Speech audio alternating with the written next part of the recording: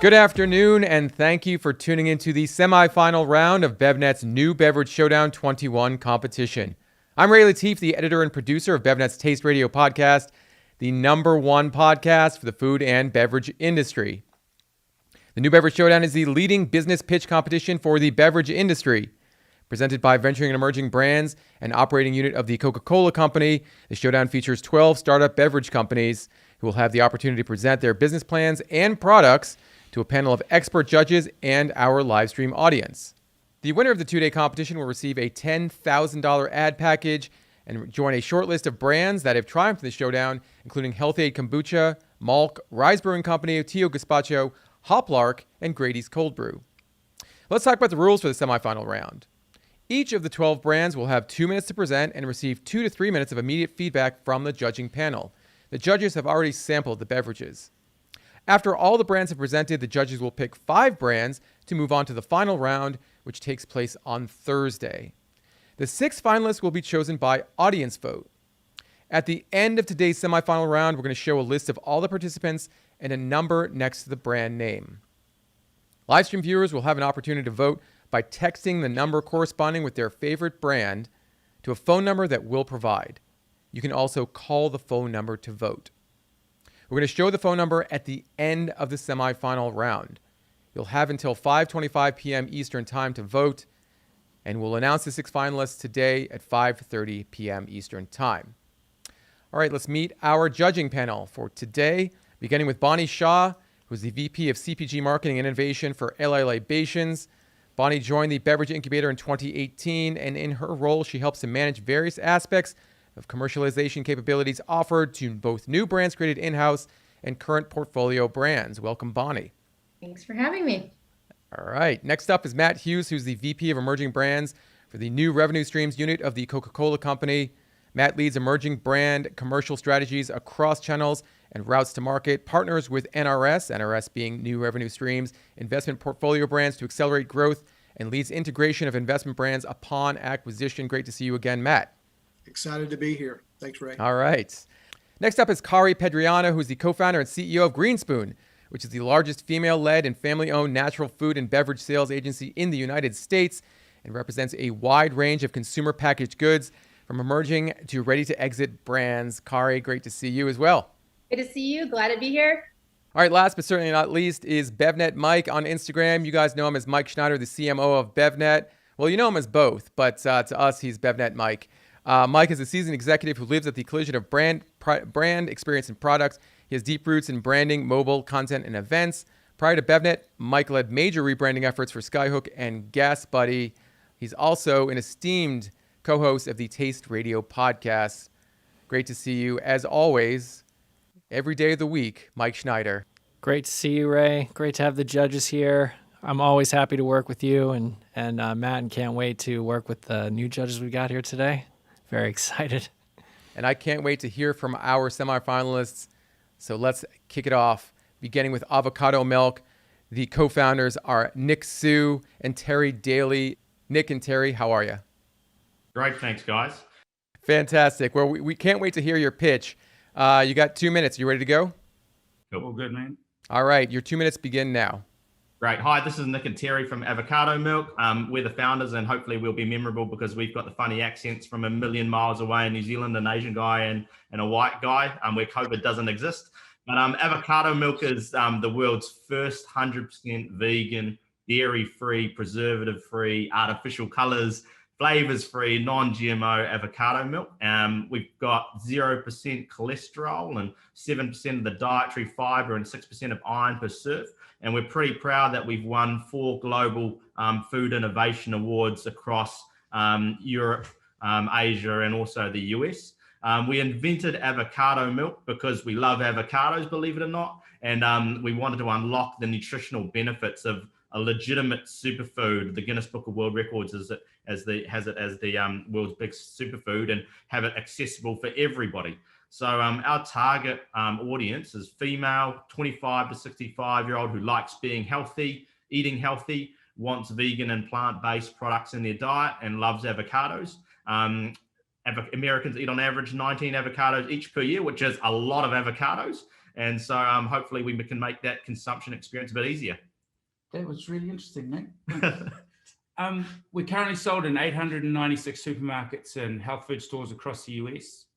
Presence Marketing are our broker, and we're distributed through KeHE, Elevate, and Unify. We'll reach 1,500 supermarkets by the end of 2021. We've had a phenomenal year, 475% growth since January 1st in sales. Our big bottle of avocado milk is $5.99 per bottle. Our customers love that avocado milk has 6 ingredients, and that's it. As Nick said, it's 100% vegan. Our customers love that they can use avocado milk with their granola in the morning. They can make a smoothie with it. They love that they can bake with it, and that they include a superfood in their diet every day. All right. Well, thank you so much. Unfortunately, your time is up. 2 minutes goes by pretty fast, Nick and Terry, but well done. All right. Let's hear from the judges. Bonnie, I'm sure you see a ton of innovative concepts come across your desk every day. Avocado milk seems pretty innovative, but I'm putting words in your mouth. What do you think of the concept? I think it's really neat, especially for the use of smoothies. I think I personally really love the taste of it. The original really tasted like avocados, and the chocolate is something that I think is very consumable. And I could easily drink that whole thing like a treat. Avocados are so nutritious. So this is a really great way for people who, to get it in their smoothies to make it thicker. I think it's a really great product. All right. So, Matt, we've talked to you about Coke's interest in the plant-based milk space. And I wonder what you think of avocado's positioning within that category. Do you think this is the kind of product that will supplant or enhance that category? Yeah, it well could. I think one, it's a clean label. I think that's sort of table stakes now that this team has put together. Price point seems to be in line with what you would expect to see out there in that plant space. The indulgent element, maybe not quite there. I was a little bit surprised that it wasn't a bit more indulgent given how thick the product was. So a bit of a maybe an area of opportunity. But no, this could clearly play in this broader plant environment that we're seeing happen. Mike, I wonder how intuitive this product is to you and how intuitive you think it might be to an end consumer. I think that it means to be intuitive, Ray. I think that, the branding says what it is. It wants to be an avocado milk. For me, with Matt, I think the viscosity was, let's just say, I think it was too thick. It was more like an avocado smoothie for me, an avocado oat smoothie. It's very, very oat forward too. So I think it's going to, if you wanted to use it as a milk substitute, it's going to mask a lot of, the other flavors that you'd have in, say, coffee, for instance. And I just question how it's going to hold up in, they're going to have to think about a barista blend and maybe thinning it out for a barista if you want to get into lattes, because it's awfully thick for that. But I think it's a good start. And Kara, you get the last word here. In terms of the runway for a product like this, I mean, we've seen other sort of innovative ways of creating a plant-based milk, but do you think this has broad market opportunity? I do. I mean, it is a very competitive set right now with the alternative milks coming out. Every day I feel like there's another one hitting the market. So I think, like what they said, is thinning it out, using it for more purposes than just a thick smoothie or something of that sort. And this education is going to be huge on this one. Demoing, getting people driving trial is going to be the biggest hurdle, I think. Okay. Great feedback and well done, Nick and Terry. Let's move on to our next semifinalists for this round. We have 3 co-founders here, Dutch Buckley, Chris Conway, and Jose Maria Silvestrini, who are the co-founders of Happy Being. Gentlemen, how are you? All right, how are you? Thanks for having us. Thank you so much for joining us today. You ready to give your 2-minute pitch? Let's do it. Yes. We're ready. All right. Your 2 minutes begin now. All right, Chris here from Happy Being. Along with Dutch and Jose Maria, we created the world's healthiest beverage, Happy Being Healthy. Our concept is to take the best stuff from a cold pressed juice, multiply the nutrients, and cut out the sugar. That's how we got each of our bottles of organic white tea to be nutritionally equivalent to 962 cups of blueberries. Plus, each bottle is 45% daily vitamin D, 250 milligrams of bioavailable turmeric, 1,000 milligrams of elderberry, and 35 milligrams of EGCG, which is the antioxidant found in apples. Yeah, and all that really adds up to a stack of functional ingredients crafted to boost immunity, promote gut health, and fight inflammation. It works because the pterostilbene and termicin help to suppress systemic inflammation, while the EGCG feeds good gut bacteria, and the elderberry and vitamin D work to support our immune system. We're different because we incorporated the studied amount of each active ingredient shown by real research to produce positive health outcomes. And we use our active ingredients or the most bioavailable form so our bodies can actually absorb them. Ultimately, we create products that are both tools and treats. Yeah, and we really started this company because each of us have had family health issues over the years, and we really wanted to create products that could, help out the people that we love. Thankfully, Chris here has had 30 years experience in the medical community, and through his help, we were able to get in touch with some top docs like Dr. Leo Gallen, Dr. Joe Lamole, who helped us craft this beverage so that we can really say that it boosts immunity, promotes gut health, and reduces inflammation, which, as we know, are some of the leading causes of chronic illness. Today, 60% of Americans are dealing with a chronic health issue. What we know through science is that 90% of these chronic health issues are a result of our lifestyle, i.e. our diet, exercise, stress management, and sleep. Our goal is to create products and content that help support these key areas of health. Our next 3 beverage lines will be Happy Being Active, a sports nutrition line, Happy Being Rested, a sleep line, and Happy Being Mindful, a stress management line. Yeah. Thank you. And with that, just want to say cheers to your health. Fantastic. Well done, gentlemen. Nice tight presentation. Let's start with Mike. I think when you hear the words happy being, it's an indicator that it's a good for you functional beverage. At the same time, the co-founders talked a lot about the ingredients. How much of the ingredients and how much of the positioning of this as a functional beverage do you think they need to play up versus sort of keep as sort of a general halo of health if they want to get it that broad opportunity? Yeah, I don't know if a beverage is healthy. People can be healthy. So that's kind of, healthy equals happy is kind of an interesting play here because they're saying, if you're healthy, you're happy, and this beverage can make you that. So I think like that's an interesting start here and a good start here.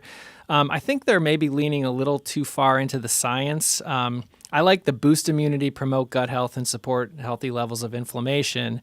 And then, getting into the whole like 962 cups of blueberries.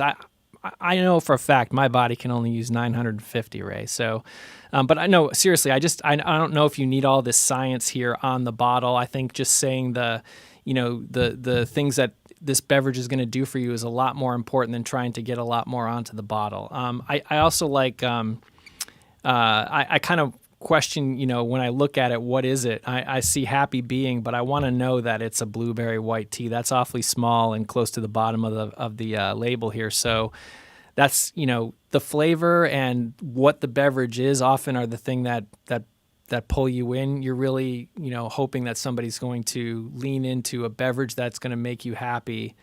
And you're also kind of, submitted to, or you're kind of leaving it up to everybody's definition of happy there too. So, and then you have to pay that off, which isn't always easy. So, I mean, there's a lot of good things that are happening on this label and a lot of things that I'd work on as a marketer.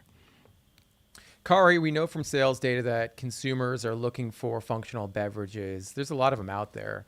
What do you think of Happy Being's ability to stand out within that growing set? I agree with Mike. I love the cleanness of the label, but it doesn't really say what it is and what it's doing for you.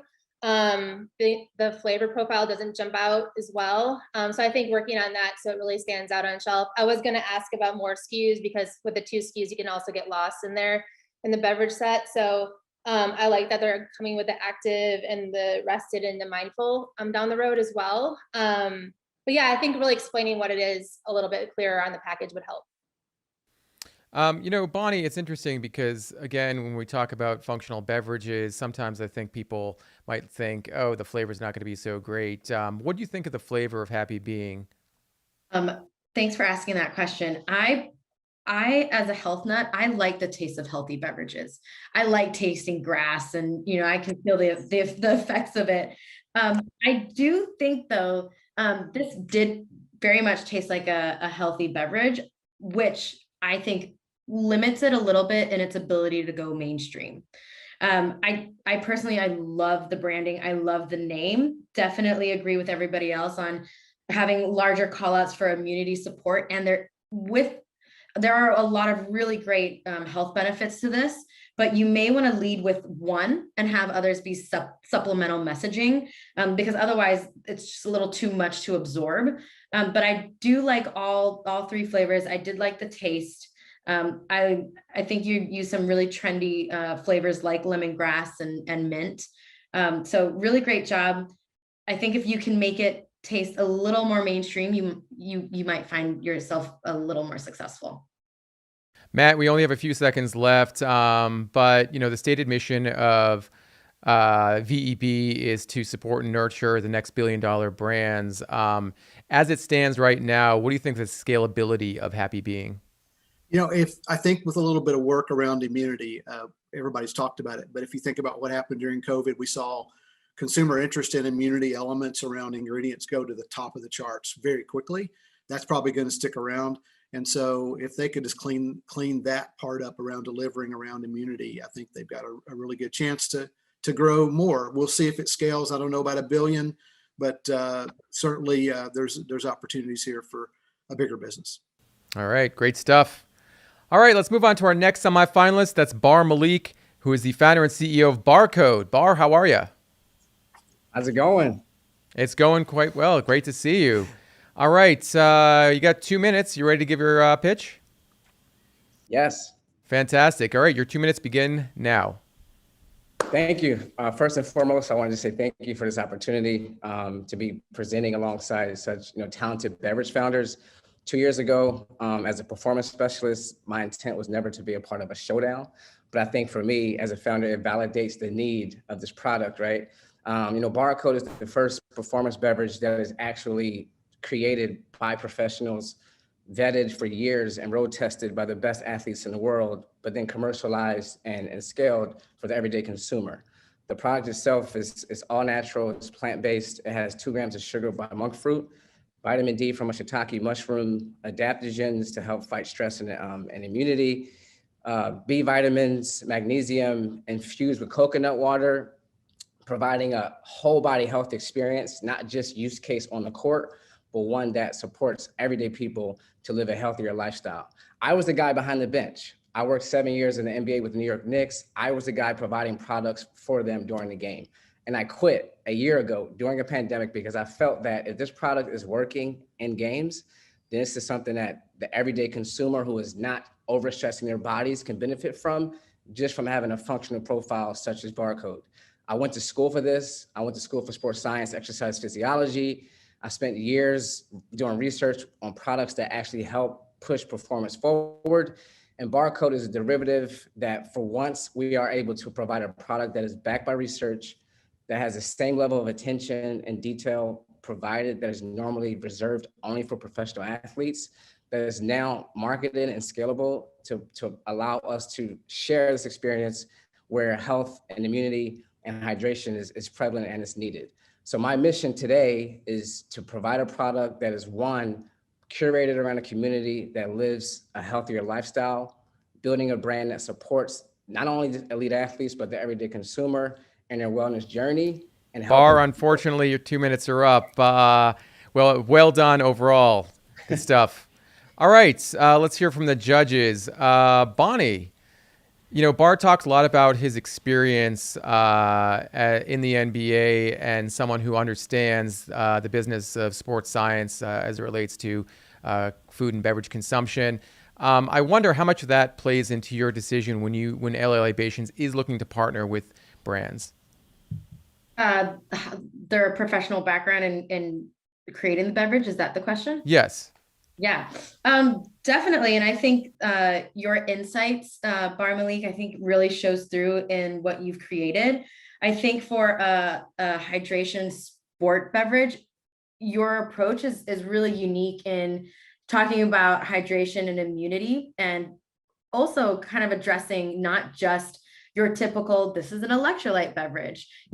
What you've created here, you talk about immunity, you talk about stress and fatigue, which to me seems like you're addressing the whole body, which is really cool. And absolutely the fact that your background and really understanding exercise science and your athletes, I really look forward to seeing how your athletes respond to this beverage. Matt, you've seen a lot of sports drinks on the market, performance beverages on the market. If you saw this on shelf, would you pick it up and want to know more? Yeah, well, of course, the image, the visual identity system is really interesting, right? It certainly draws your attention to it. What is this? This, is this how I pay for it? It's interesting. Also, I think I love the notion of this blurring of categories that we're seeing around the sports occasion. What was 50 years ago was Gatorade, right? Which is basically defined what sports drinks are, isotonics. There's now groupings of brands like this one and another one, I think it's in the competition around this idea of a hydration approach to a sports occasion with functionality. So it's really interesting to see what's happening in general across that landscape around occasion and what people are looking for. And I think this is a good example of that. We'll see where it goes. I'd love to hear the other judges' point of view on the branding, because it's quite interesting. Yeah, well, let's hear from Kari. Can you talk a bit about the branding? And I wonder, does Green Spoon carry any sports beverages, isotonic beverages? And if so or if not, where do you think Barcode might fit into a natural set that you service? Yeah, we do work with brands of that sort. I love the packaging. I think it's really cool and fresh, and I think it definitely draws your eye and like, what is that? Like when my husband saw it, he's like, is that a prototype? Like, what is that? Like, it's just like brings curiosity. And so I really like that. I really like the adaptogens in the product, the mushrooms, things like that. So it definitely would grab my attention and like check what's on the back. I do think this brand's awesome, and I do think it has a lot of legs. I love to hear what the other judges think about the branding as well. Well, we have someone who lives at the intersection of branding and experience, and that's Mike Schneider. So, both are very highly involved in the purchase and consumption of a product like this. In short, what do you think of Barcode? I mean, I got to say, I'll just say that you're doing everything wrong in terms of the brand here. But I love it because you have to pick it up. Like, you're going to see this on shelf next to a sports drink, and you're going to think somebody left their prescription. Like, it's big, so it's got to be like a hydration or laxative or something on the shelf, and you got to pick it up because you have to know what it is. But that said, so Pedialyte also plays in the category, and it also looks very prescription-like. So I think you might be onto something there. I had to pick it up. I wanted to know what it was. I think that's only going to go so far for you, though, Bar. So I think you're going to have to, at some point, evolve the brand. Like, the kitsch of it isn't going to last forever. One thing I'll say is I wanted the barcode to be scannable. So I found a QR code on the side, which I never scan QR codes, but I scanned yours because I was already out scanning, trying to scan the barcode.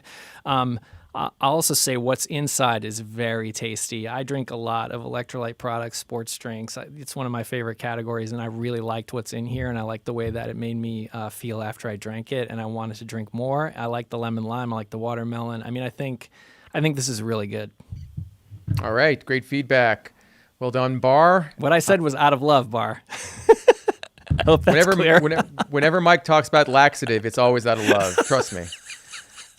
Okay, moving on. Our next semifinalist is Kayla Castaneda, who is the co-founder and CEO of Agua Bonita Aguas Frescas. Kayla, how are you? Hi, I'm good. Thanks. Thanks so much for joining us today. You ready to give your 2-minute pitch? Yeah. Fantastic. All right, your 2 minutes begin now. Tradition meets the modern market in a meaningful way with Agua Bonita, the very first line of healthy, ready-to-drink aguas frescas. With origins in Mexico, aguas frescas are made with fresh fruit, non-sparkling water, and lots of sugar.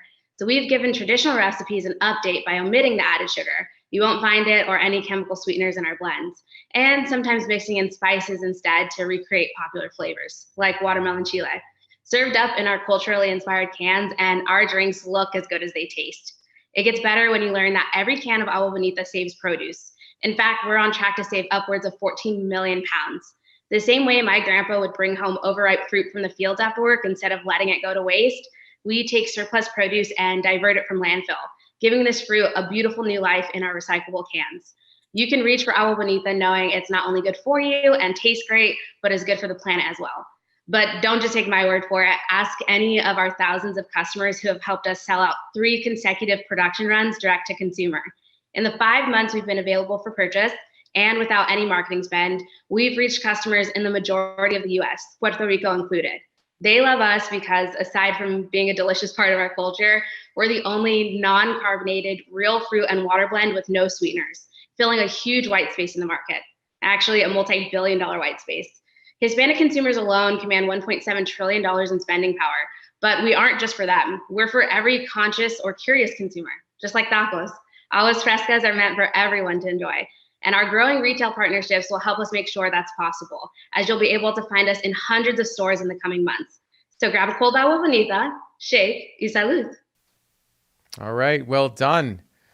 Kari, let's begin with you. Kayla talked about the success that Agua Bonita has had direct to consumer in its first 5 months. How much does that factor into your decision at Greenspoon to bring a brand into the portfolio? It doesn't play much in that fact. And the same with the retailers. They really want to see it, data from store level. So for me, making decisions on that, it's more based on like what you're doing in retail currently in your home market and really building that home turf up and how it's going there. I really want to look at that over like online retail. And then kind of where they want to play in. Do they want to play in the, like, what space do they want to play in sparkling water? Like, where is it going to sit and live in retail? But yeah, I mean, I love the product. When I tried it, the flavor profile is awesome.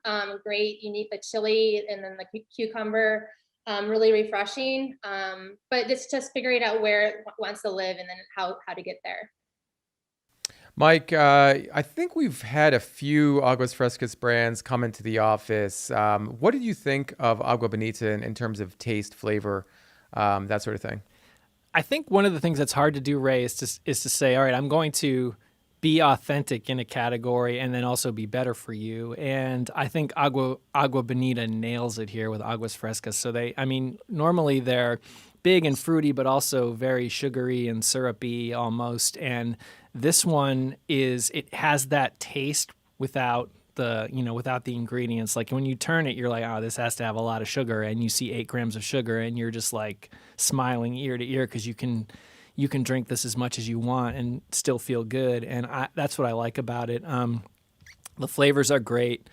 In terms of the one that I have in my hand, which is watermelon lemon chili, I want a little more chili. It mostly comes in like the aftertaste, and if you're going to put chili in it, like maybe give it a little bit of a kick. But I don't have anything bad to say about this. I think you could certainly punch up Agua Fresca on the label. It's really hard to find here.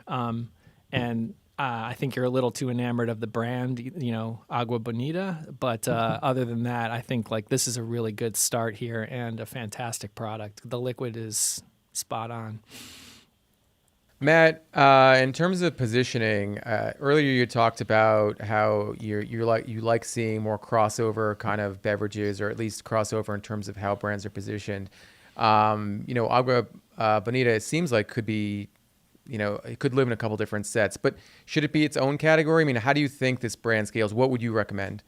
Yeah, if the ambition is to be more of a lifestyle brand for general population beyond traditional Hispanic consumer who might be first attracted to this category, I wonder about the non-sparkling part of this, because we've kind of created this notion with consumers that these kind of beverages are going to have some bubbles in them, right? So I'm open-minded about it. That may be a limiting factor longer term as the brand tries to become more gen pop oriented.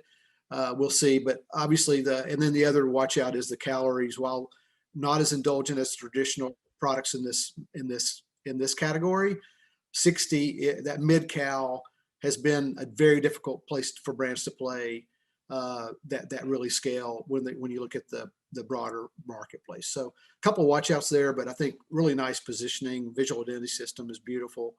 And I love if it's after that core audience, it's beautifully positioned. If you're trying to go broader, maybe some challenges. Bonnie, you get the last word. We have a few seconds left. In terms of, I guess, the approachability of a product like this, do you see this as something that consumers, especially because Kayla talked about the wide opportunity for Aguas Frescas, more specifically Agua Bonita, do you think the approachability of this is right where it needs to be right now? Or do you think there needs to be a next evolution of this brand to get to that level? I think you're really close to getting to a more mainstream product. I think the branding on this is beautiful. I like the uniqueness of it. It's really charming and it makes me want to reach for it. So I think that's great. I think the changes that need to be made is a little bit on the messaging on the packaging. Why is non-sparkling is you're really addressing that. Adding also I think real fruit is a really strong message. Non-sparkling, I guess you want to give your consumers a heads up before you take a sip of it. But I don't know if that's going to hurt you or help you by adding that. But I think I would be interested in seeing a sparkling version as well. I kind of craved that when I tried it. I thought the flavors were absolutely delicious. I didn't taste the chili, so maybe working on that a little bit. But I do think that Agua Frescas are becoming more popular and mainstream across grocery. So I think that there's a really great opportunity for this. All right, great stuff. 2 judges said they need more chili, so at least that's some feedback right there. All right, in addition to all the other great feedback that was offered. All right, let's move on to our next semifinalist of this round, who's Rebecca Stein, who is the founder and managing partner of Blind Tiger Spirit-Free Cocktails. Rebecca, how are you? Good. How are you doing? I'm doing fantastic. Great to see you. You ready to talk about Blind Tiger? I am. Fantastic. All right, your 2 minutes begin now. So I'm Rebecca Stein, the founder of Blind Tiger Spirit-Free Cocktails. We produce non-alcoholic, ready-to-drink cocktails that mirror classic recipes from the Prohibition era. These are all natural, organic, gluten-free, shelf-stable, and pasteurized, with a higher juice content and no preservatives. We add flavors that mirror the original recipes so that a spirit is not required, but may be added if the consumer wishes.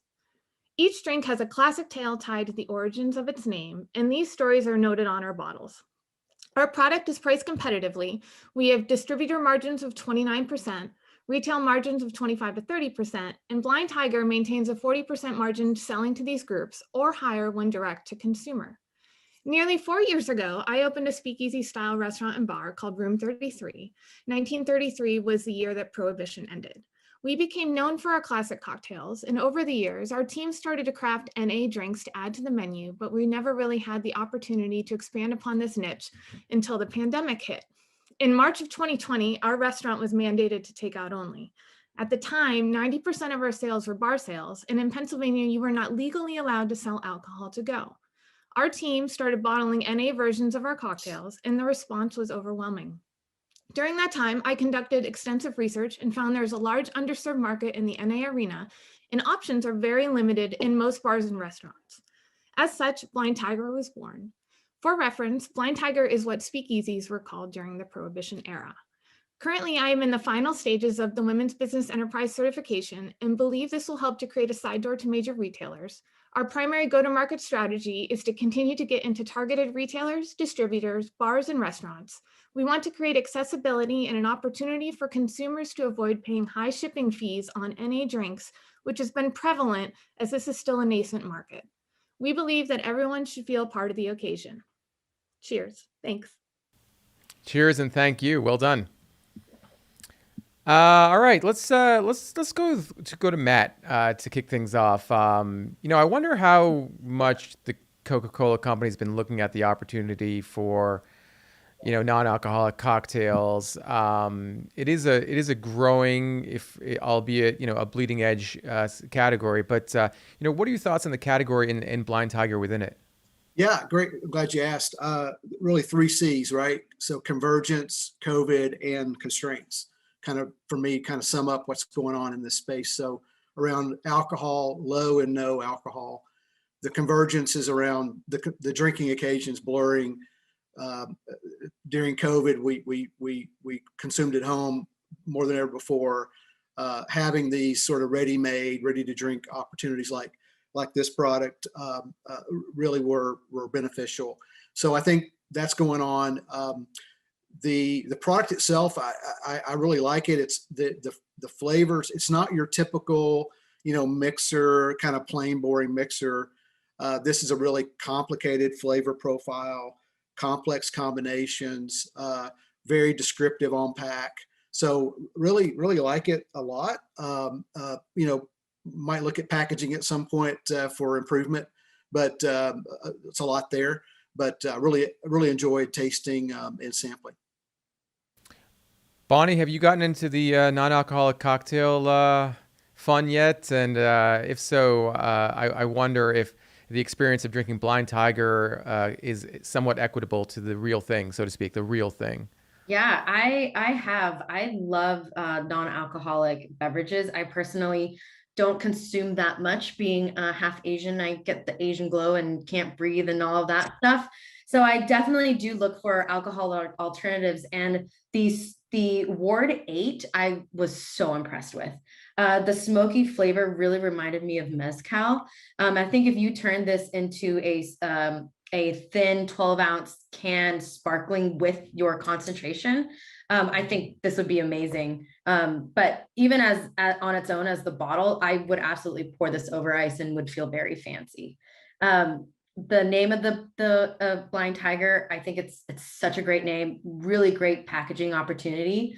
I think you have a really great product here, and it is delicious. And it is a treat too, which I accept with the sugar count.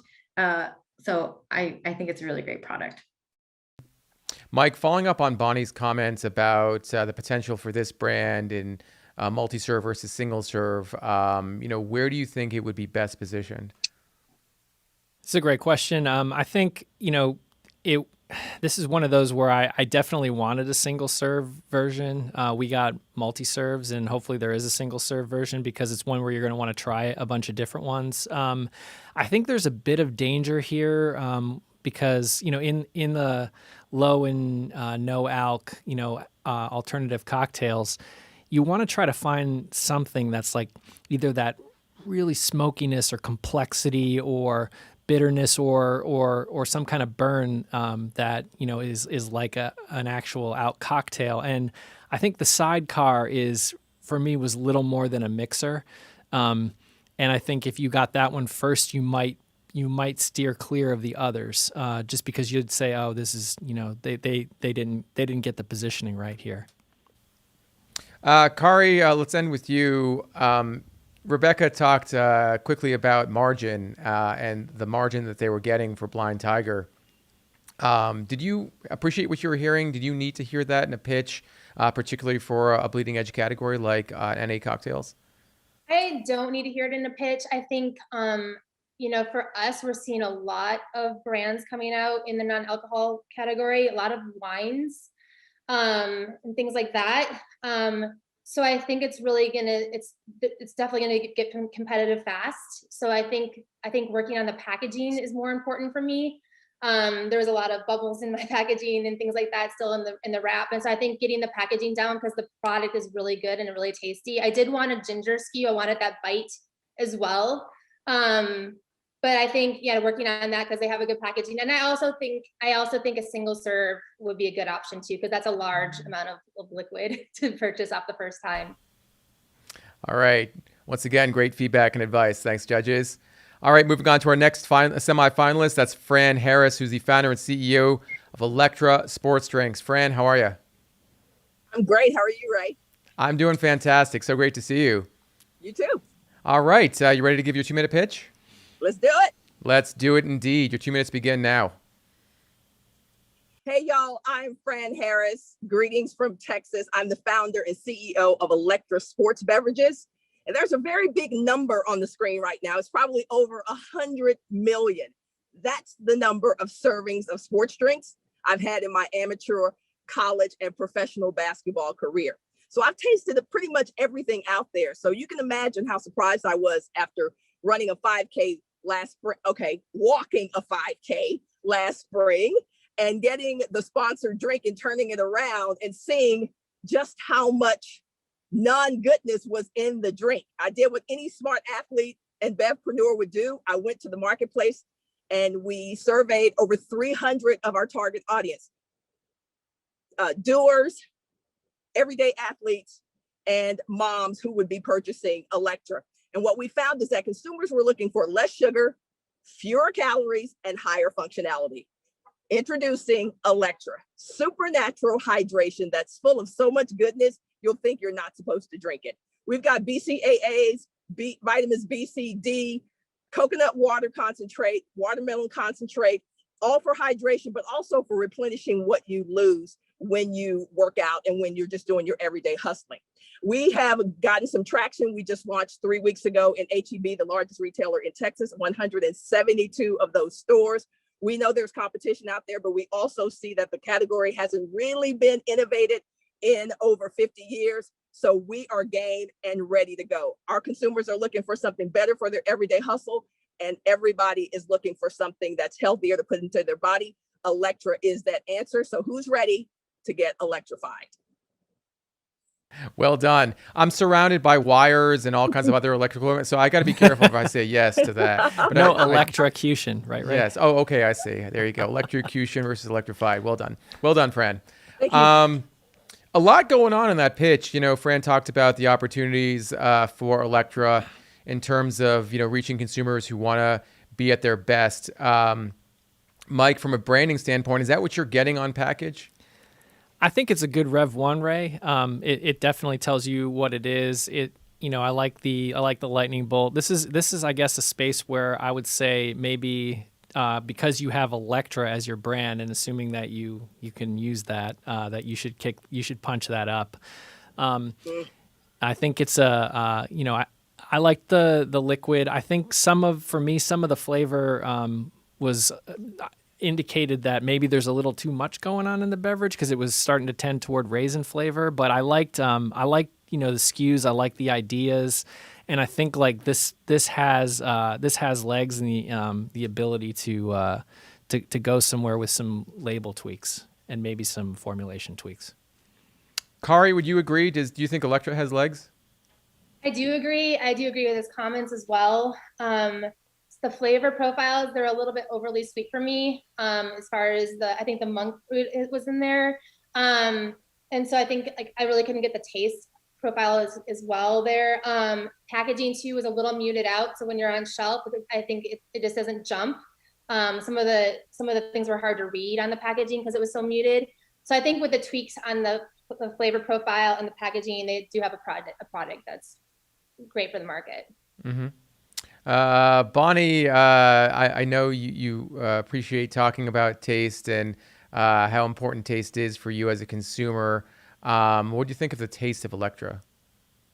I thought I tried the orange one because I think that flavor is a really great opportunity to see how people can nail it. People love orange, and so I went for that one first. I think like everybody is saying, the orange didn't feel as strong to me. I think there's a lot of things going on in the formulation that kind of masks it. It might be from the electrolytes, some of the BCAAs and such. I think this is a really, really tough category. And I think what makes Barcode stand out is that it is its branding, and it makes you look at the packaging to pull it. When you look at Electra, I can't say I know exactly what this brand is about. So for me, it's more challenging. I think there's a lot of really great elements. For example, having BCAAs in them. That's wonderful. That's really competitive, but you're not calling out how many milligrams of BCAAs you're adding to your beverage. I would look at completely reworking the packaging. All right, Matt, you get the last word. We have a few seconds left. Fran put up a big number. She had a big number on her slide. I'm sure that's the kind of opportunity you want, within your unit. But as it stands right now, do you think there's more opportunity for the category or this product at this point? Yeah, I think the category, because as we mentioned on the similar product before around this performance hydration space, the blurring is a real opportunity. If you think about what kind of Body Armor started, there's now a lot of competitors coming in to try to take advantage of the same blurring space beyond the traditional sports drink that's 50 years old in concept, right? So the category is really interesting. I think this product, it's a good start. As Mike said, I think the ingredient panel is a bit loaded. Probably could slim that down a little bit, maybe amp up the taste a bit more by doing that. But it's a good start, and I think the category is very promising. So maybe it works. All right, our next semifinalist is Lizzie Hockey, who is the CEO of Gist. Lizzie, how are you? I'm great. How are you? I'm doing great. Excited to hear about Gist. You ready to give your 2 minutes, 2-minute pitch? I am. All right, fantastic. Those 2 minutes begin now. I'm Lizzie Hockey. I'm the founder of Gist.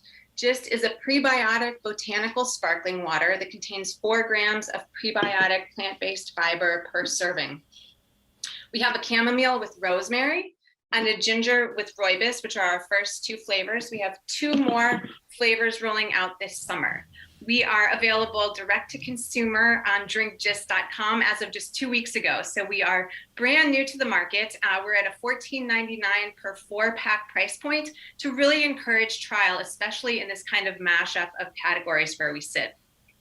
I created Gist because I know from personal experience that when I take small steps towards better health, they really pay off, and Gist is a very simple, straightforward way to take a daily step towards well-being.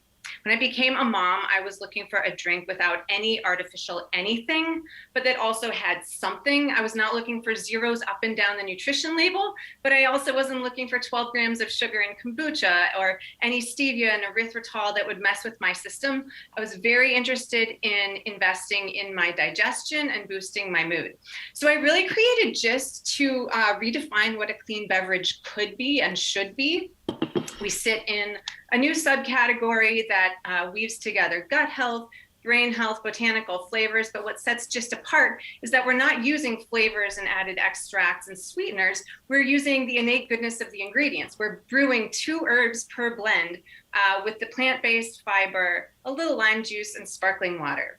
So we really believe in each individual's journey. We believe that the fiber in Gist can make a difference, a meaningful and measurable difference in people's days. And we're seeing that as people start to incorporate it into their daily lives. So Gist wants you to feel good so you can go out into the world and do good. All right, great stuff, Lizzie. Well done. Bonnie, let's start with you. At the top of the can, it's prebiotic, botanical, sparkling. In one can, what's your feeling on that as an introduction to the brand to new consumers? I like it. I think prebiotic drinks. I like that you're not calling yourself a prebiotic soda. We're seeing a lot of prebiotic sodas out there right now, and I like that you led with chamomile as your ingredient, as one of your ingredients and SKUs, because chamomile is really calming. And I think prebiotics I think it pairs really well together. It's different to what we're seeing in the prebiotic soda space.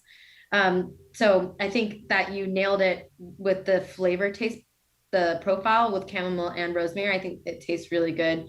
And I like that it's more of a prebiotic tea. I don't know if calling it a prebiotic tea would make it easier for retailers to understand what the product is. But I really like the positioning of the brand. Mike, let's talk about flavor and taste and all the good things that the reasons that we drink beverages in the first place. What do you think of Gist in terms of flavor profile? I love ginger and rooibos, and I learned now that I love them together.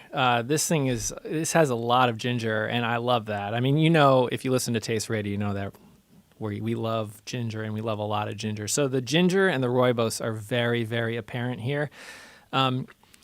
So I see that it's a prebiotic sparkling water, and I agree with Bonnie that I'm not quite sure if it's a water, because when you turn the can, it's a 25-calorie water. That's kind of a lot of calories for water. So I think it's more of a tea, and that it would play better as a tea. Also, I found myself when it says gently twirl before opening, I took a chance to take a pirouette. Was I supposed to do it that way, or was I? No, but you definitely the can twirl. You were definitely supposed to include a dad joke, and you did. So well done, Kari. Bonnie mentioned that we are seeing quite a few new prebiotic sodas come to market. That space seems to be growing by the day. It seems like GIST would be positioned within that set. Do you think it has enough to stand out and compete among those brands that already seem to have a head start? Yeah, I think those brands are like building a nice category for something like this to come in. I work with one of those brands nationally, and they're, we're doing really well with that. And so I think it just gives a leeway for sparkling water that has prebiotics in it.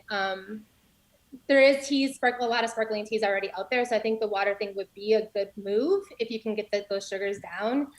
Packaging is the thing. It's like early stage, and I appreciate that 100%. But I think that to compete with those guys right now on the shelf, packaging just needs a little clearer and cleaner, and some time spent on that. But I think it's a great product. I also, carbonation for me was a little light. I think if the carbonation just like it gets a little bit more carbonated, it would help too. Matt, we talked about flavor and taste and carbonation. I think function is something that we haven't really talked about yet. Is the function in this beverage, is the functional positioning something that you want to see more of? Is it something that really helps define what this is versus other products that you've seen? Yeah, well, as the other judges have said, there's a subcategory that's being built as we speak, right, around this prebiotic play, whether it's a soda or sparkling water or sparkling tea. It's interesting to see that. And so and what's common about all those things is this idea of functionality coming through in the prebiotic part. And then obviously the maturing or the scaling of the broader gut health category to people who have been put off by the historical, craft kombucha place. So it's really interesting. I think it's a good place for this brand to be participating in as a startup. For me, the flavor came through as what I would expect in a sparkling water. So I appreciated that. It paid that off for me. And then just one comparison for this category being built. If you look at Australia as a potential, future state trend of the U.S., in Australia, the prebiotics have already overtaken the craft kombuchas. So there's a big opportunity if this competitive set gets it right. Well, there you go. Big opportunities are what we're looking for. So thank you, judges, and thank you, Lizzie. All right, on to our next semifinalist of this competition. That's Beth Ann Schaefer, who's the president and founder of Nope Beverages. Beth Ann, how are you? Good. How are you? I'm doing great. Sorry I missed you last week. You dropped some product off at the office, but great to see you now. Great to see you too. All right, fantastic. Are you ready to give your 2-minute pitch? I am. Fantastic. Let's do it. Your 2 minutes begin now. Okay, great. Thanks. My name is Beth Ann, and I'm the founder of Nope. Need booze to have fun? Nope. But if you're not drinking, seltzer, juices, and mocktails seem to be the only option. Until Nope, a combination of bubbling fruit and herbal ingredients in a can, shamelessly challenging the way we chill. An alternative cocktail, or as I like to call them, alt-tails. Not pretending or replacing a product sold in the alcohol industry, which can trigger many navigating sobriety. Instead, a deliciously fun and unapologetic beverage experience. Want to drunk text your ex or regret a booty call the next morning? Nope. I needed to find a way to keep the fun and celebrations from my newly sober ex-husband and others like him breaking up with booze. Frustrated by the time and waste, I created Nope. And like the products, I wanted our package, brand, and message to be bold and bright. Everything sold was too serious, served in glass, used artificial or hard to pronounce ingredients, or required several steps. Nope is special and indulgent with a burn and more complex flavor profiles than soda, and without the guilt of consuming booze or excessive amounts of sugar. We target millennials, 2/3 of which desire to drink less and are the driving force behind our rapid success. Promoting us on social media, helping Nope sell out 3 months ahead of schedule with minimal market spend. This year, we launched an e-com page sold to 49 states, on-premise locations spanning coast to coast, and curated marketplaces, and soon Canada and Bermuda. Nope has been wildly and loyally embraced by a generation of consumers, not asking, why aren't you drinking? But rather, what are you drinking? And for them, the answer is nope. Outstanding. Well done. Thank you. Kari, Beth Ann talked about Nope as being special and indulgent. Do you see it that way? Did you get that sense that that's the kind of brand this is? Yeah, I mean, I wrote down things like fun, energetic, like happy. I definitely wrote down female. It definitely kind of played to that world to me. I did get that across. But the sugar and the indulgence on the sugar side of the sugars were high. So I think that coming up with maybe a lower sugar option or like a semi-sweet or something would be a good idea on this one. Mm-hmm. Mike, in terms of brand hierarchy, the brand name is quite big on the can. We do see the top of the can where it talks about being zero alcohol. In its current form, do you like what Nope is doing, or what would you adjust if not?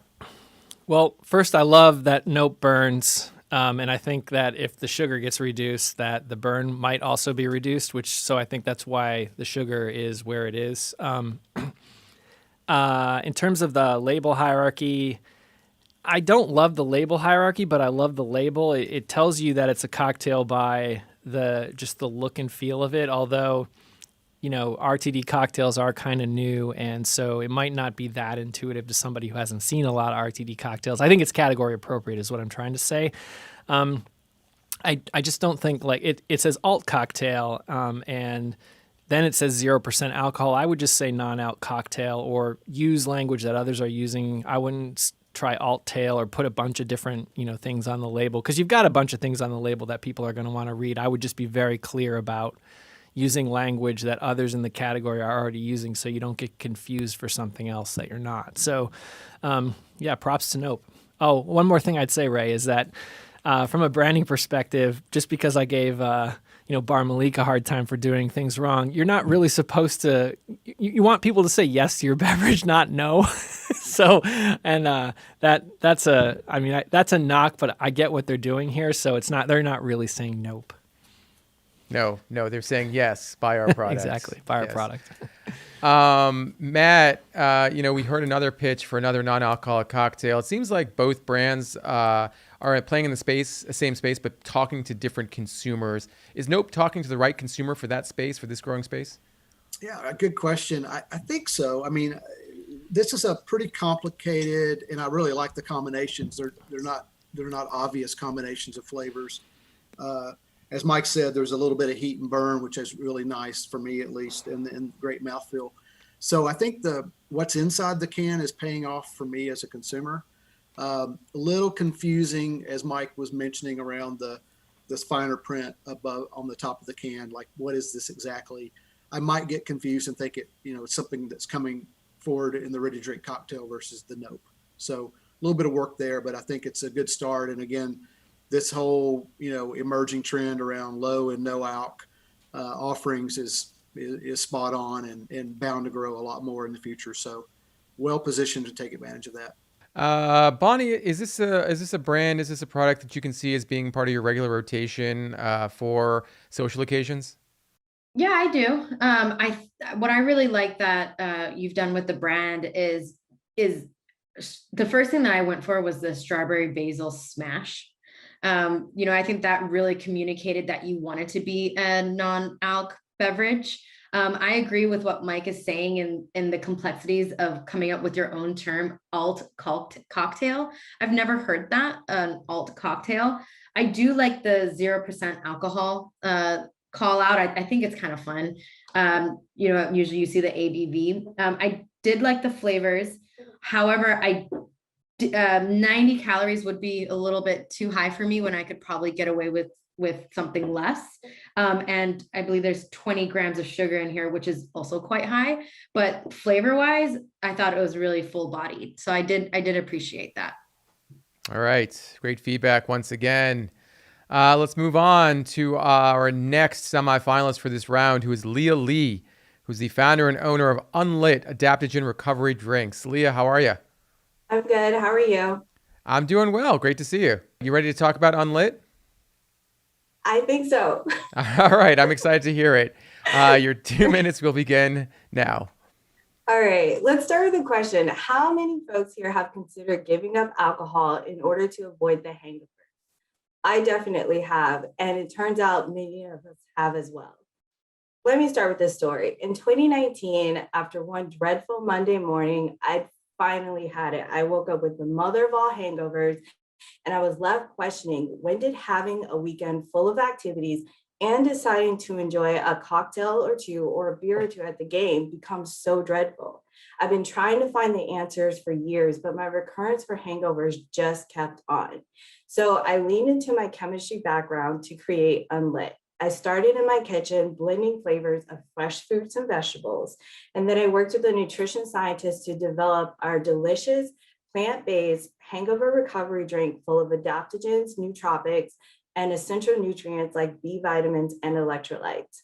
Unlit is the after social beverage that leverages a bioavailability first approach to nutritious hangover relief in a pragmatic way.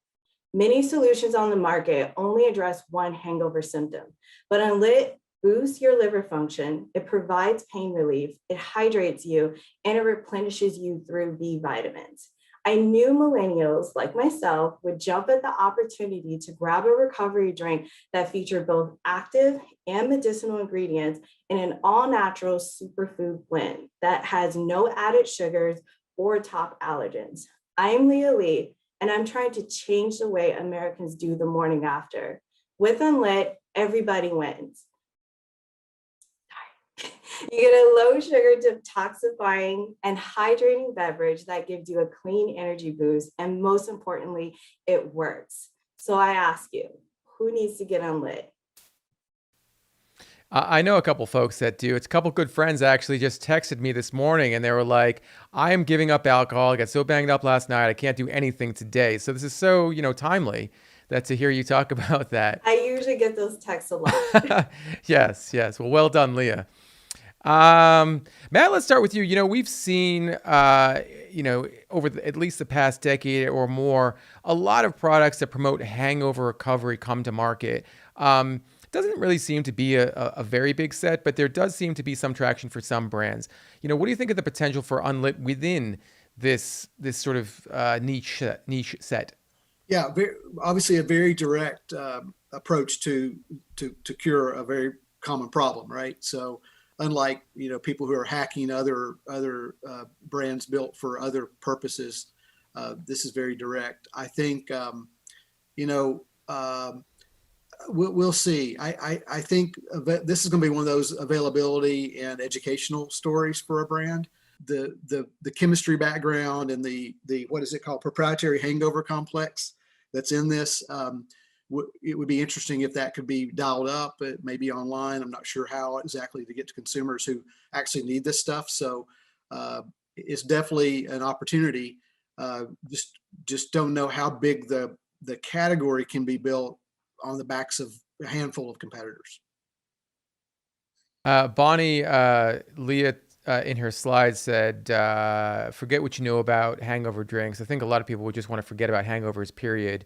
Do you think that sort of limits, I guess, the potential for this type of product in that we are seeing more people just avoid alcohol entirely? Yeah, I do. I think because, for me, tasting all four SKUs, these were really refreshing. And I was getting a lot of nutrients from them that I really like. So for me, this was almost like a morning booster drink. When you use the word unlit, I think that kind of has a winding down tone.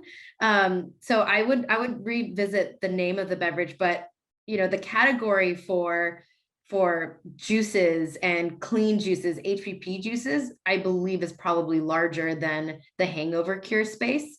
A lot of the time hangover cure space is also now seen in a shot form. So for me, I would be looking at, how can I get my hangover to go away as quickly as possible? And what are the steps to prevent that? Sometimes it's taking a supplement before you drink, and one after. So where does this fit? To me, this feels more like a delicious morning pick-me-up juice.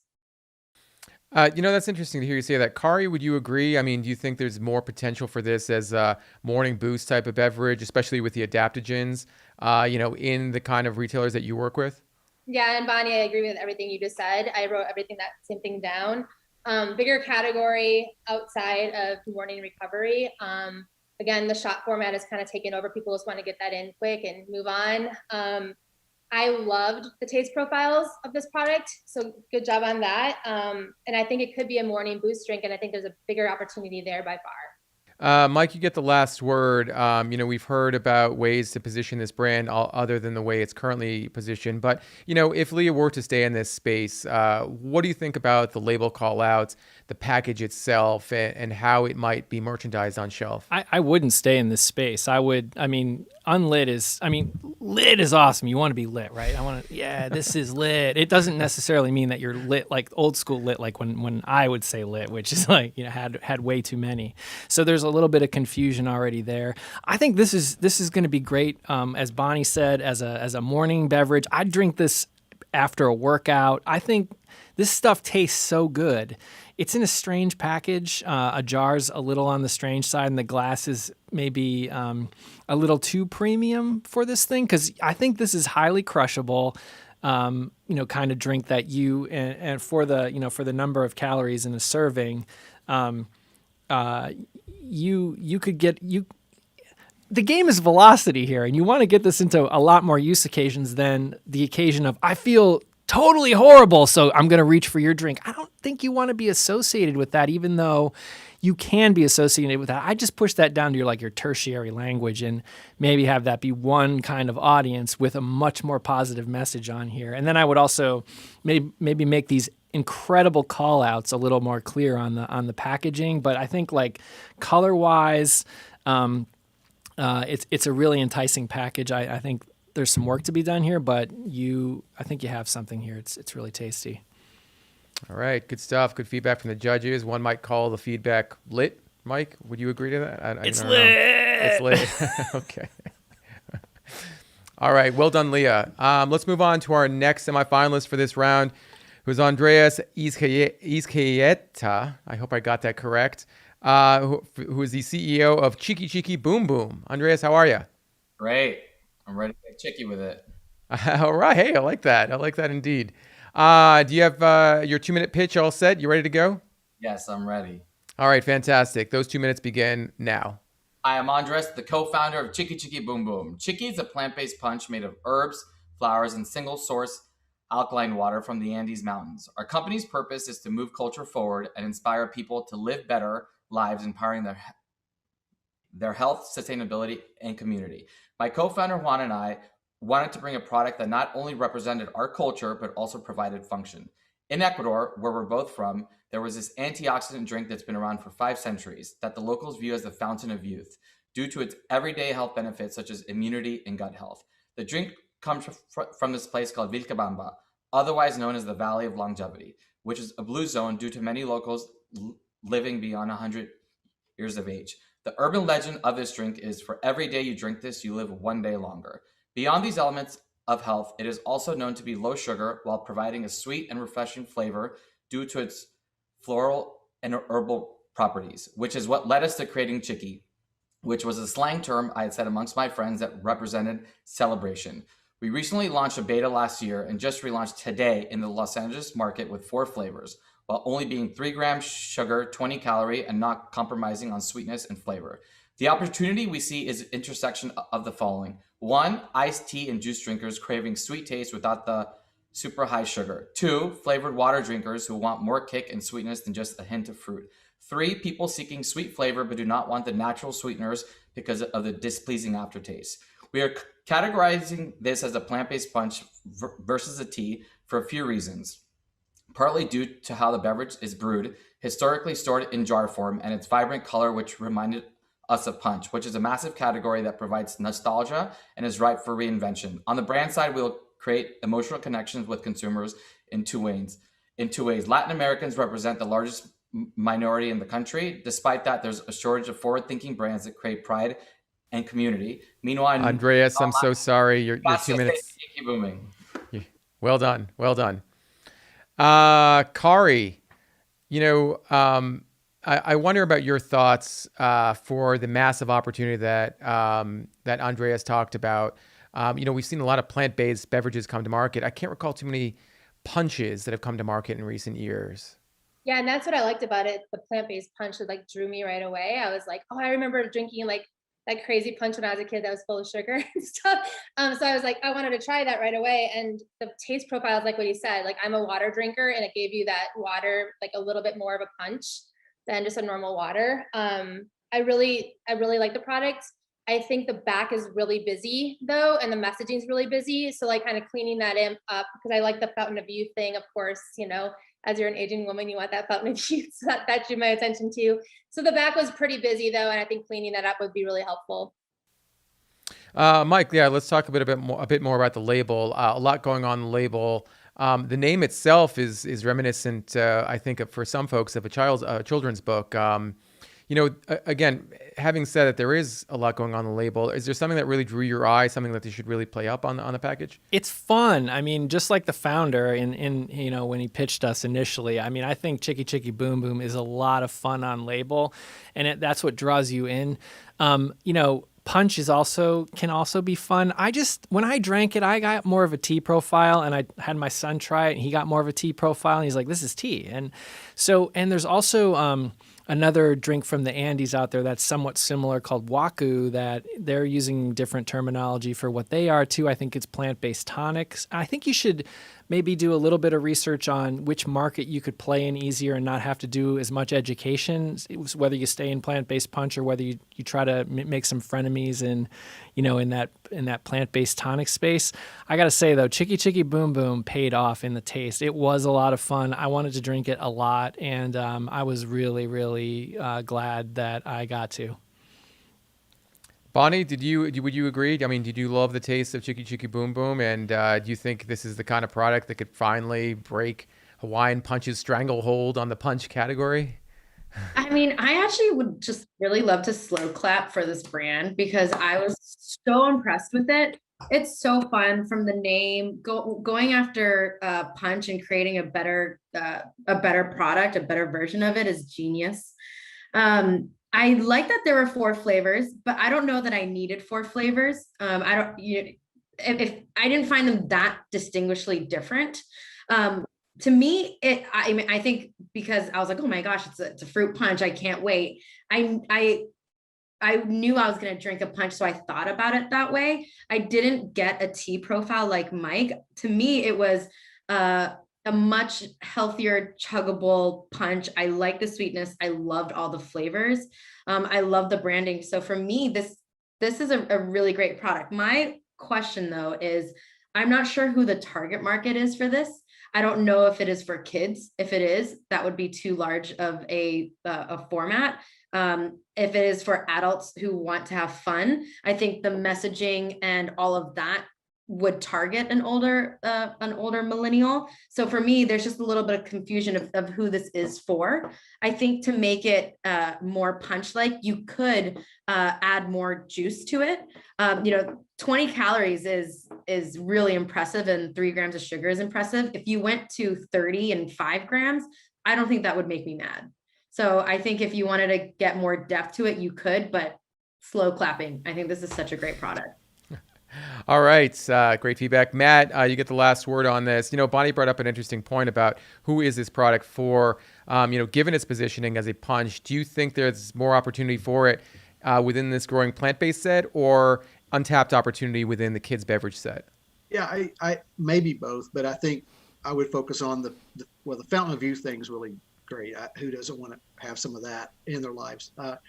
And so that gets you adult, and it gets you this, and then plant is I think a cue for adults as well. So I would think adult. I think what didn't pay off for me, agree with all the other judges, but maybe the flavor combinations need to be a little bit more complicated just to pay off on that adult fountain of youth sort of promise. So a little bit too simplistic for me. Mm-hmm. All right, can we do a slow clap for all the judges up to this point? Great feedback. We have a couple more semifinalists to pitch, but this has been really great to this point. Speaking of those 2 finalists, let's get to the first. That's Noah Wunsch, who's the founder of Ruby Hibiscus Water. Noah, how are you? I'm good. How you doing, Ray? I'm doing great. Is this the first time we're seeing each other, outside of hearing each other's voice, yes, off Clubhouse, but I think it's the first time we're actually seeing each other. Yes, but it is the one of many times I've heard your voice. I've been doing the researches on the last showdowns, and it's great to finally speak to you. Well, it is great to speak with you as well. I'm sorry you had to look at this mug, day and night for so many days, but appreciate the research. Are you ready to give your pitch? Yeah, absolutely. Fantastic. Your 2 minutes begin now. Hey, everybody. My name is Noah Wunsch. I'm the founder of Ruby Hibiscus Water. We're a plant-based water alternative with 0 sugar, 0 calories, 0 additives, and a full tart flavor with a naturally sweet finish. I started making hibiscus water at home 3 years ago. I've had a terrible sweet tooth my entire life, and I was on the hunt for a natural remedy to curb my sugar cravings. Hibiscus kept coming up on different websites and threads as a great solution. Aside from 0 sugar, hibiscus has been known to have a number of functional benefits from its antioxidants and electrolytes. So I began brewing it at home and immediately became obsessed. Separately, I started researching sugar consumption in America, and I wasn't surprised to find that we as a country are addicted to sugar, but was very surprised to find that sugary beverages were the key driver of overconsumption of added sugar in our daily diet by a wide margin. And that sugary beverages weren't just soft drinks, but a number of the better-for-you beverages that have stocked health food shelves for the last 2 decades. That's when I got to work on Ruby the company. We started building at the beginning of the pandemic and launched this March with Whole Foods in the Northeast and Foxtrot in the Midwest, Texas, and DC. We're now in over 200 doors around the country and have a national direct-to-consumer offering with free shipping. We believe that hibiscus is a completely new category, sitting squarely between 2 of the fastest-growing categories, plant-based drinks and functional beverages. And so far, knock on wood, our customers agree. They're using Ruby to, yes, curb sugar cravings or wean off sugar if you're starting with our lightly sweetened SKU, which has just 4 grams of sugar, but also as a post-workout drink, something to pair with coffee or food, a fantastic cocktail mixer, and inevitably a hangover cure. We couldn't be more excited to welcome people into the Rubyverse where less sugar means more fun. Thank you so much for your consideration. And thank you for a great pitch. Well done. Matt, let's start with you. The hibiscus as an ingredient, as a flavoring, seems like we've seen that quite a bit through the years. As the focus of a brand and potentially a category, where does that sit with you? Yeah, we'll see, right? I can remember, I recall a hibiscus play a few years ago that I really liked, and good to see another one now from Noah. The flaw has been in these super ingredient branded concoctions, right? That those typically don't sustain and last, and they need to be able to pivot to something that's more branded towards a lifestyle. So maybe Ruby can do that using hibiscus water as the base. Maybe packaging would help get closer to a more scale opportunity, away from the glass to something more in a can. But it's a good start, and it's quite good product. Yeah, Mike, I know you're a fan of hibiscus as a flavoring, but I'm going to ask you about the branding, because you see that sort of groovy brand logo or groovy type font for the brand logo. And I wonder if that's the reason you're picking up the brand off shelf or picking up the product off shelf versus hibiscus water. If there's light behind it, I think you're picking it up because it's ruby red, and it's paying. The word ruby is on here, and it's paying off. So hopefully that that has something to do with it. I think it's always bold to show the liquid, and so I like that. For that reason, I like it in glass. I wouldn't want it in plastic. I would definitely want it in can, but there's a can shortage, so I guess that's how I arrived at this, is in glass. Flavor, as you know, Ray, like you said, hibiscus is probably one of my top 5 flavors. Apologies to ginger, but and this stuff, it's just pure hibiscus, and it's pure joy for me. I think I always feel better when I drink hibiscus too, and if this gives me an opportunity to drink more, that's great. That said, I don't know how many people are. There's not a lot of people like me, Ray. There's a lot. I'm kind of one of those people who likes the, maybe early adopter, tries a lot of things. And that's not who you need to be successful in beverage. You've got to figure out how to make hibiscus mainstream, which is going to be a challenge because it's ridiculously tart and awesome. And You're tart. absolutely one of a kind, Mike, and I'm saying that in a really good way. There certainly is no one like you. One of a kind. Yeah. Bonnie, would you look at this and want it to be more of a refreshment drink, a functional drink? And I think, knowing that would help position this on shelf and merchandise it that way. Where do you think it's stronger? Is it a refreshment drink or a functional beverage? Well, I personally am not, I've seen hibiscus and the flavor hibiscus show up a lot more in beverages lately, but I'm not sure what the health benefits of drinking hibiscus is. And so when I look at this beverage, I don't know why somebody who doesn't already know the benefits of hibiscus would say, hey, I want to try hibiscus water. And when they do, if you try the unsweetened one, I mean, this is probably one of the most tart beverages I've ever tried. Which I didn't expect. I was like, oh, wow, hibiscus is used in so many Hispanic beverages, which I guess are heavily sugared if you think about Jarritos and those beverages. So I was kind of expecting that. So for me, this was really tart. I'm not sure. I think people will want to try hibiscus because I think it's a really marketable term right now. But what's going to make them stay? And so I would say messaging on the benefits of drinking hibiscus would be important. Giving them a reason to, I would look at that to try to grow the brand. But like Mike said, this is a pretty niche product, in my opinion. Kari, you get the last word. Noah talked about some of the success he's seen with the brand at Whole Foods, at Foxtrot. It seems like there is an audience for Ruby. Is there broad opportunity for Ruby? Do you see this as a scalable opportunity? With what they said, Bonnie and Mike said, on the tartness factor, I think you want to introduce people to it, maybe by combining it with another flavor that they're used to. So I wrote down like maybe hibiscus and strawberry or something else to just kind of get them into that, into that flavor profile. I love hibiscus as well, and I loved it right away. I love the semi-sweet. I love that product. But I think combining it with something else that people are more used to might be a good way to start it. I think the branding, like the retro kind of thing, they have a whole world around Ruby too, which I loved. That drew my eye, and I can see why Whole Foods was all over it as well. All right. Well, perhaps we'll see it in the Whole Foods regions that you represent pretty soon, Kari. Well done. All right. We are all the way down to our final semifinalists of this round. That is Charbel Mawad, who is the CEO of Projo. Charbel, how are you? I'm awesome, Ray. How you doing? Good to see you again. I'm doing great. It's so great to see you again. Charbel joined us in a previous episode or a recent episode of our Elevator Talk series, which profiles early stage brands. Thanks so much for the appearance then, and so thank you so much for the appearance now. A little different. You had 10 minutes back then. You get 2 minutes now. You ready to give those 2 minutes? Are you ready for those 2 minutes? Couldn't be more ready, Ray. Thank you. Fantastic. All right, your 2 minutes begin now. Hey, how's it going, everyone? My name is Charbel, and I'm the founder of Projo. Projo is not your average Joe. It's the first ever all-natural protein coffee. As a teenager, I was extremely unhealthy, very unmotivated, and had no knowledge on proper nutrition. With the right guidance and finding a supportive gym community, I eventually went on to earning my pro card in a natural physique competition. Our mission at Projo is to inspire the underdogs of the world, like the younger version of myself, to make healthier choices while supporting them on their journey to conquering their goals. In 2019, I got fed up with having to lug around a cup of coffee with my protein shake. So I came up with the idea to see if it was possible to merge them into one drink that still gave me both benefits. After months of in-home experimentation, I created a solution I was looking for: how to combine healthy protein with cold brew coffee and make it taste delicious.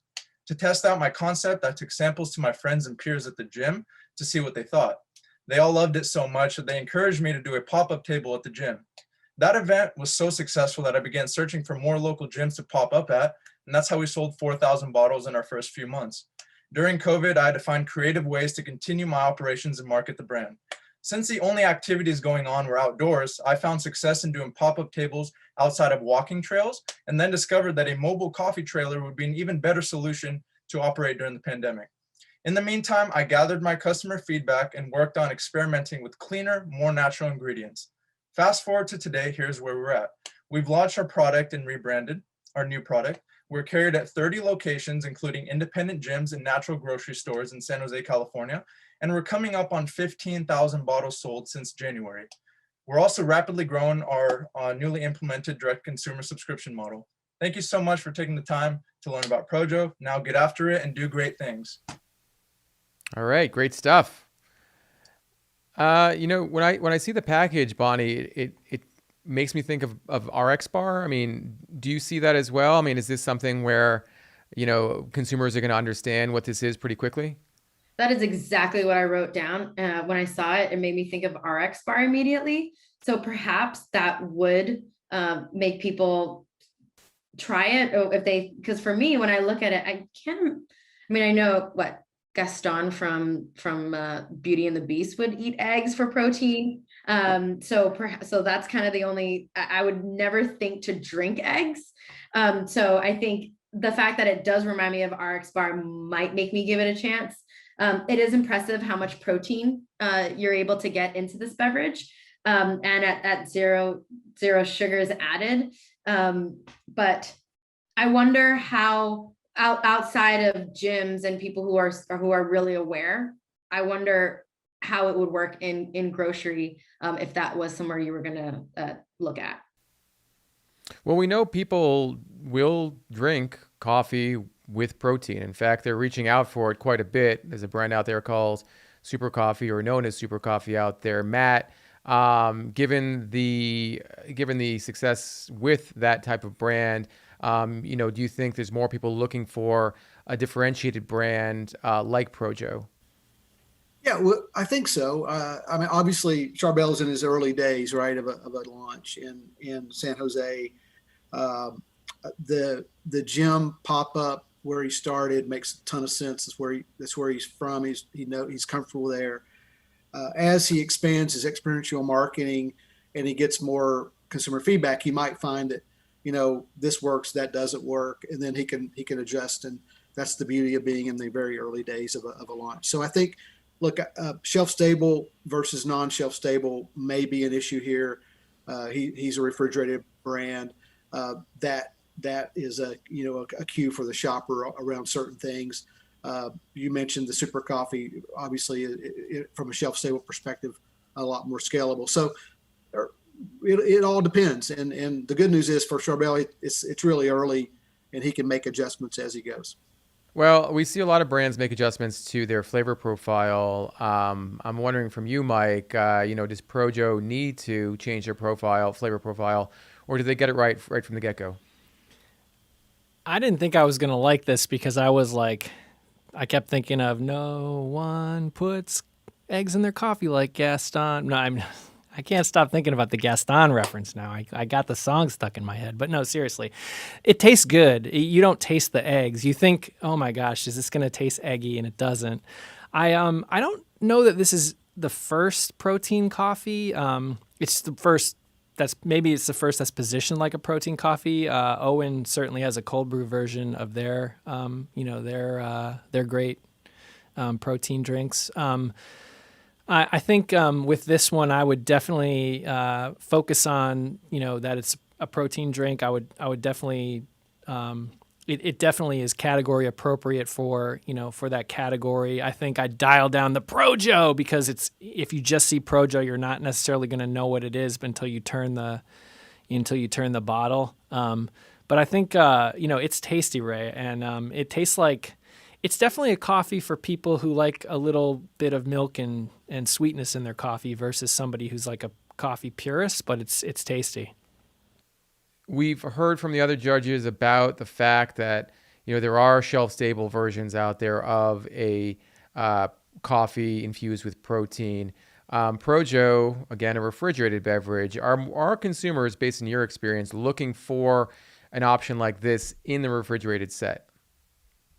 Well, yeah, like with us for our coffee SKUs and our cold brew SKUs, I mean, we want to be in the refrigerator. That's a highly shoppable area. So it's a good place to be for turns. For me, I think that having the egg in there could turn off the non-dairy folks. So having an option that maybe has a different type of protein added would be a good thing to do. And again, the branding, the name of the brand is huge on one side, and then the product sense. So like if you put it in the middle, you can't see both. So maybe just having the brand name a little smaller on top or somewhere on top. But refrigerated places where it's at. So for us anyway. Well, there you go.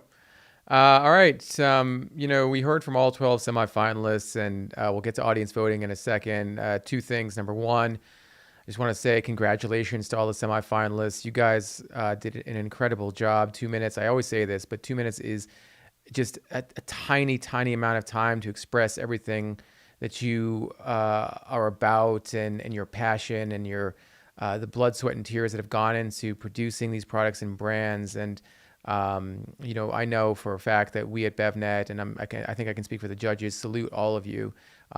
We are pulling for all of you, and I'm sure that we'll do whatever we can to help you make a success. So please stay in touch and let us know how we can help along your journey.